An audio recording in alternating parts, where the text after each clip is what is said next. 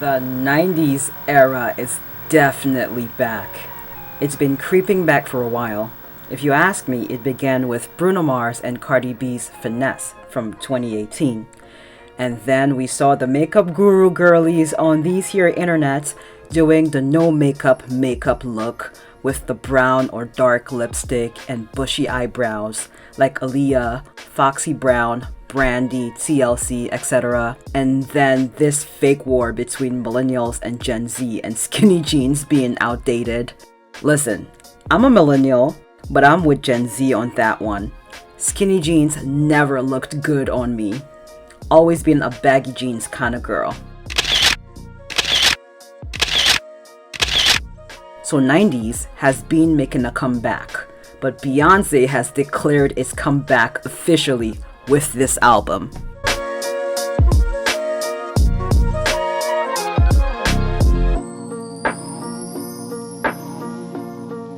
Hi and welcome to me talking about whatever I want. A direct quote from D'Angelo Wallace. Hi and welcome back to me talking about whatever I want. One of my favorite commentary YouTubers who has inspired me to start making these kinds of, shall I say, risky videos. Because the Beehive ain't no joke. So I've heard. I am a huge Beyonce fan. But I'm not a stan though. There's a difference. Anyway, I skipped over my usual salutations and introductions today because I just want to get right into this review. The first of its kind on this channel.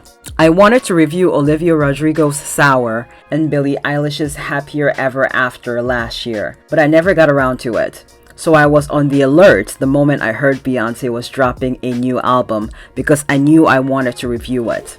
Disclaimer, I have not watched anyone else's review or reaction of the album. I listened to the album on YouTube and stayed out of the comments section because I want my review to be strictly what I think and not a regurgitation of what other people have said about it. I'm also aware that there's some kind of beef between Kelis and Beyonce over a song sample and hints of family drama in one of the song lyrics. I haven't watched any of those videos, but I'm dying to, and I will once I upload this video. I don't want any of that to taint my thoughts on the album. Also, this review is my interpretation of songs and what I think the lyrics mean. So very subjective. All that being said, let's proceed with the review.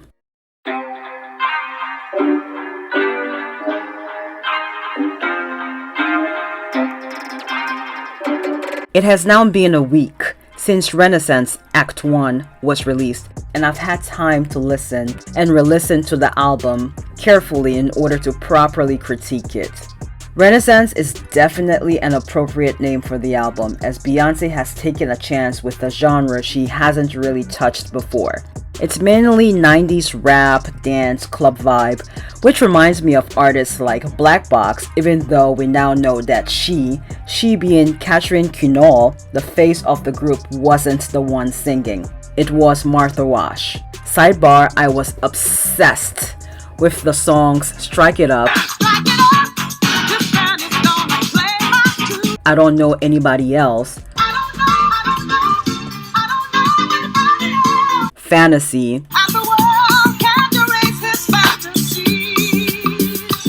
and Right on Time.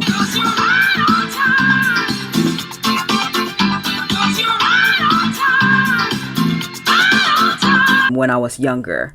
She even came to Cameroon and I was glued to the TV when she performed on this talent show called Emergence. Too Legit to Quit by MC Hammer, Jump Jump by Criss Cross, Hat to the Back by TLC, Push It by Salt and Pepper, Show Me Love by Robin S., Rhythm of the Night, and all Michael Jackson songs were some other favorites of mine growing up.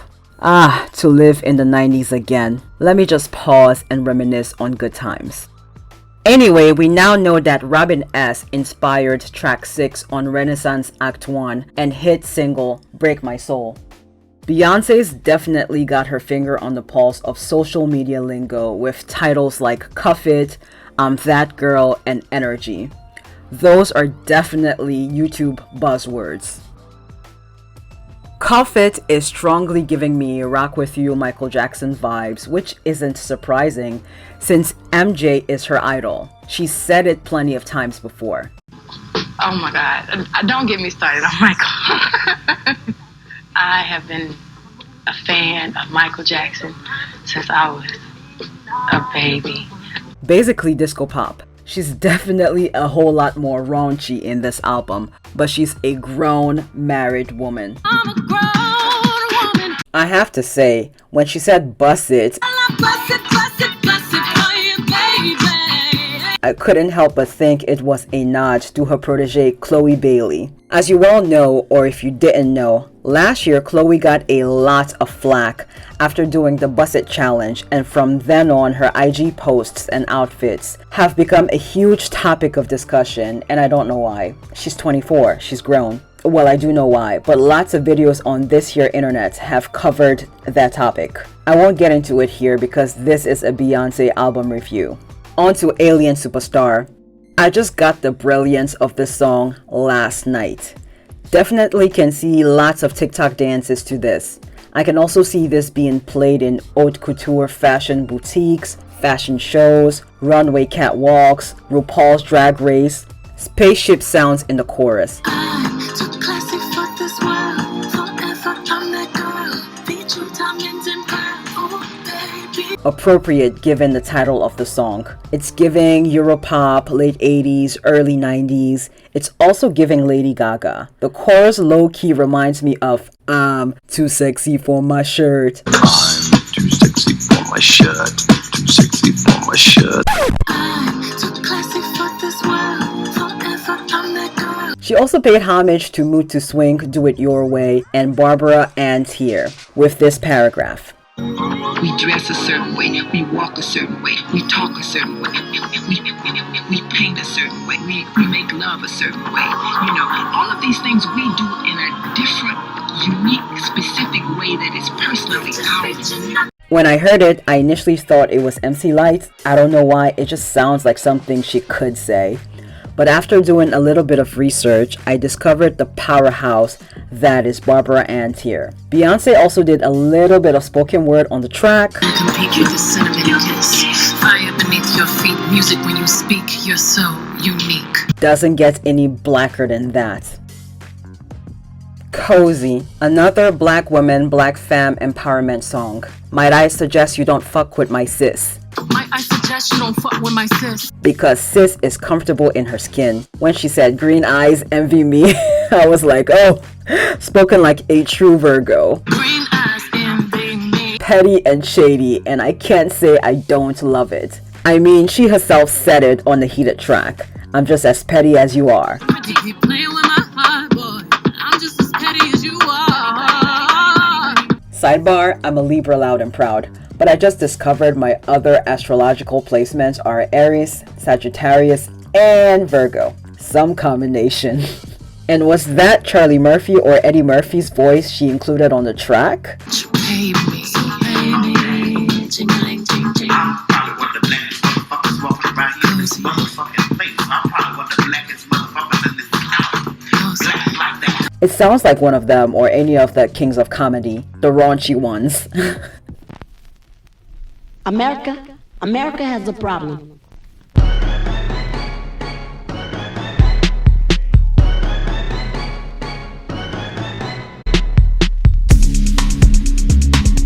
America Has a Problem, my fave track on the album.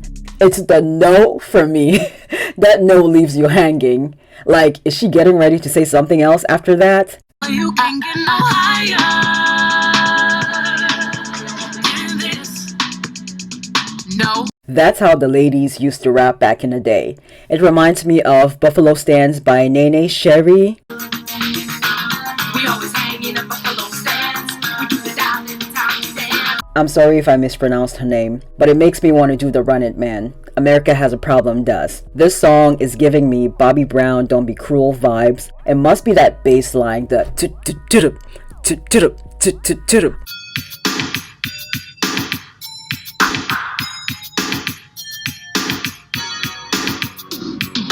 only it's sped up in Beyonce's song, making it sound very much like Fergie's Fergalicious.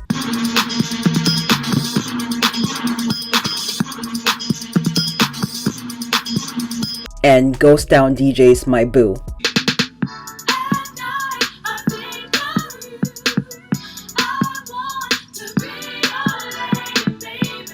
Wasn't that song viral a few years ago? I'm That Girl. Perfect intro song or first track. It's classically Beyonce with the vocals backed by a reggaeton beat. Church Girl. That's 2022's Back That Ass Up.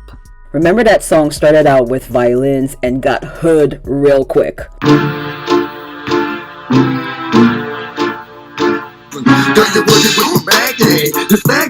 Church Girl starts off like a church song and then the beat drops.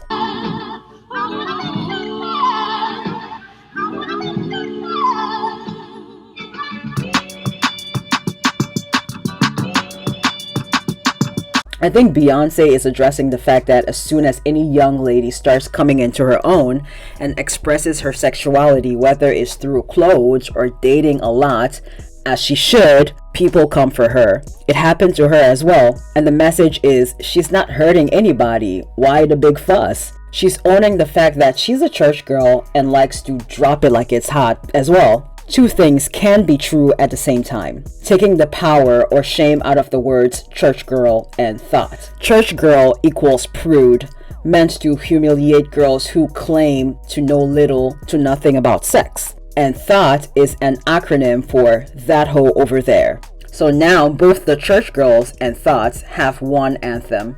Brilliant. Heated. I briefly read somewhere that Drake wrote this song and it's obvious. It's got One Dance vibes all over it. Speaking of Drake, Find Your Love, One Dance, Headlines, Best I Ever Had, and Nice for What are Drake's only good songs. 5 songs. And I don't mean features. Fight me in the comments. I said what I said. Back to Heated. This might be the song that hinted at family drama with lyrics like, oh now you wanna have conversations? See how you testing my patience? Texting with no conversations, playing victim and the villain at the same time.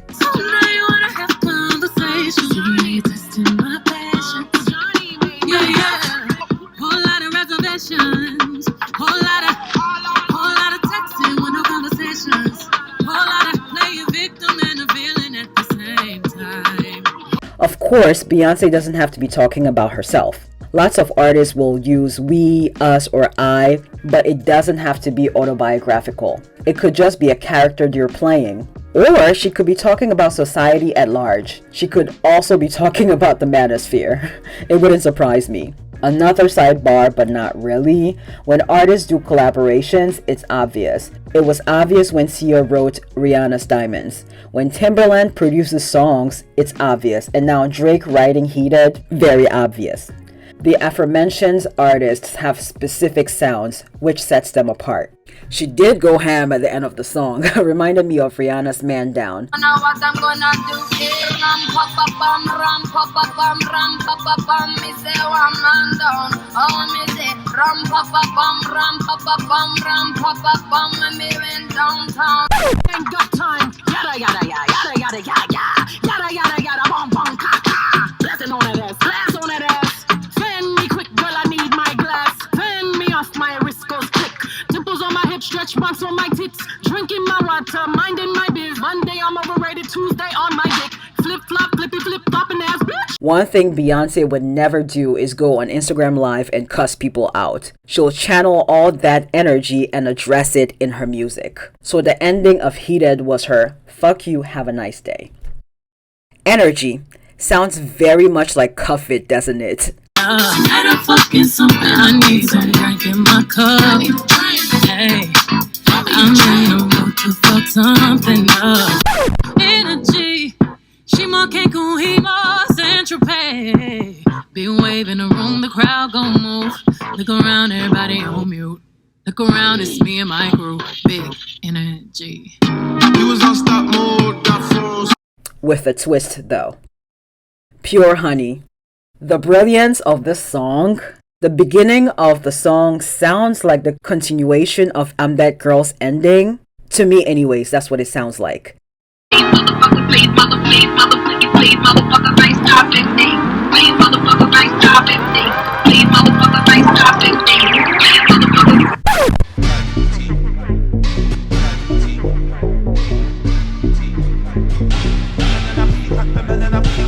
It's my second favorite song on the album. I like the transition from 90s dance to disco pop. I'm imagining the first half of the video in black and white, and then an explosion of color when it transitions into disco. Again, I can see this being played on RuPaul's Drag Race or something. My favorite line, too fucking busy. As in, too fucking busy living her life to be worried about what people say about her or her kids. Blue Ivy's looks and hair have been the topic of discussion since she was born, which this is the part where I would say get therapy to those people who talk about her hair and her looks. If I was being sponsored by BetterHelp, which I am not. But for real though, people need therapy talking about a child like that. Virgo's Groove. Beyonce was on some Michael Jackson shit again with that long behind song. That song kept going and going and going. But the harmony, chef's kiss, stellar. Michael was a Virgo too, so, you know. When you're down and out, there seems no hope at all. But if you just believe, there's nowhere we can fall. I wonder if MJ would be on Instagram if he were alive today. A random thought. Move. Kelly Stamps will be so proud of this song. If you know, you know. It's funny because Kelly Stamps just uploaded a 90s lookbook video too, so what are the odds? So back to Move, the track. Very Afrobeats, almost like End of Time from Beyonce's album 4, though the beginning is very similar to Tokyo Drift soundtrack by the Teriyaki Boys.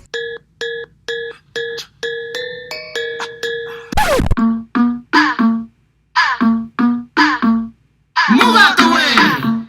Tokyo Drift is the third Fast and the Furious movie. I might be reaching with this, but this song might be a nod to Ludacris's Move Bitch song, who may have not been in the Tokyo Drift movie, but was in subsequent Fast and the Furious movies. I haven't seen any of those movies, by the way, but I just googled which movies Ludacris was in, and he's been in a lot of projects. I did not realize that. Also, I'm getting a lot of Cardi B's press vibes from this song.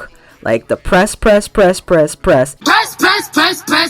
Cardi don't need more press. And then in this song, she's going move, move, move, move, move. It sounds very similar. Move, move, move, move. Yeah, you gotta move, move. Anything you do will be held against you. All up in my mind. I'm getting Rihanna vibes from this one for sure. It's my third favorite track of this album. Thick. It's like your typical rap singing, I'm the shit type of song. It's alright to me. Summer Renaissance starts off as your quintessential 80s Europop song. It's giving Eurythmics, Dead or Alive, even Madonna vibes, and then quickly transitions to 90s dance club. Sounds like fashion show music with all those labels she mentioned. Versace, Prada, Balenciaga, Vuitton, Dior, Givenchy. Collect your points, Beyoncé. So elegant and raunchy. This haute couture I'm flaunting. This tail far back imported. Birkins, them shits in storage.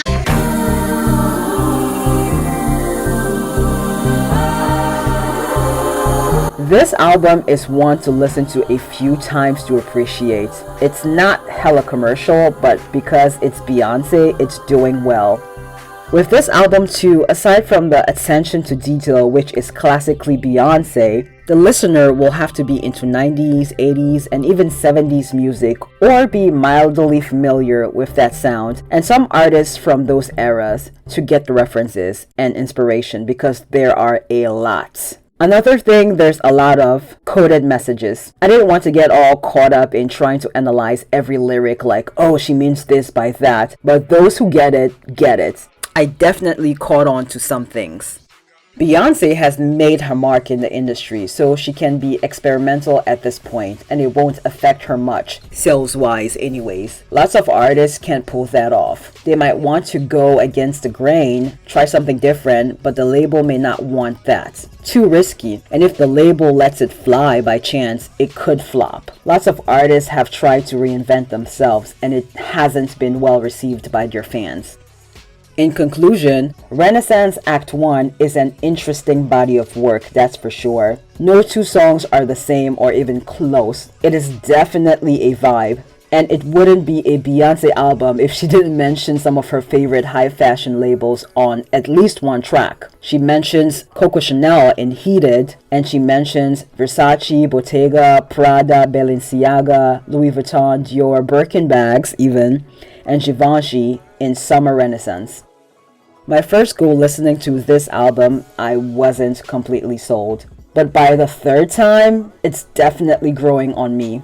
My listening palette is getting readjusted to music from my childhood.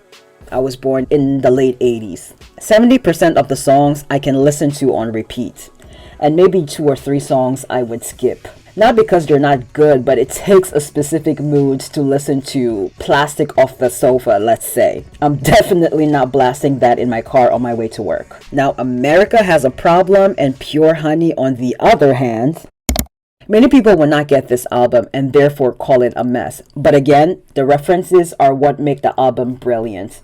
I am not a vocalist, nor do I make beats or write songs, so take my rating with a grain of salt. I would give the album a B+. Beyonce was not trying to remake Dangerously in Love or Lemonade. It reminds me again of Rihanna's Anti and how people didn't initially understand the song work because she was singing in her patois that she speaks in Barbados. Some people didn't understand the entire album for that matter, but that's art. It can be abstract sometimes. One last, more of a question than a comment. What's with the horse? I mean, I know Beyonce likes horses and she's from Texas, but is there a hidden meaning behind it or just a fashion statement? Or does it just mean that she's taking us for a wild ride on this album? Because she did that. Take us for a wild ride. Let's discuss in the comments. Do you love the album? Do you hate it? Or you don't care? Healthy discussions only if you're watching this on YouTube, because this is also going to be a podcast. So yeah, healthy discussions only. None of that toxic shit. You will get blocked. Thanks for tuning in. Toodles!